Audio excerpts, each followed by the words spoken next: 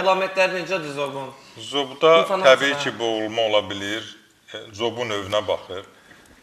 Tutaq ki, düyünlü zobdursa boğulma ehtimalı çoxdur.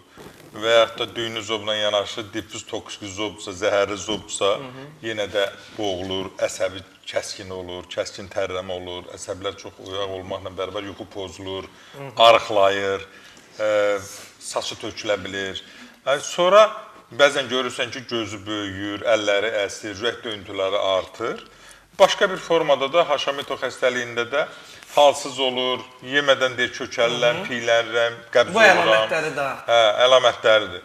Onun da müalicəsində, bütün növzov xəstələrinin müalicəsində, siz şahidisiniz Samir bəy, qurbağa ilə müalicə çox gözəl effekt verir.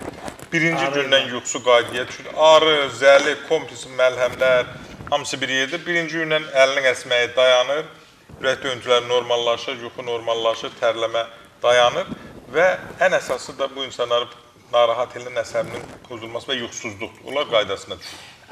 Əziz tamaşaçılarımız, zob, miqren xəstəliyi ilə bağlı tam təbii üsullarla müalicəni Doktor Seyfəddin klinikasında möhtəşəm şəkildə həyata keçirə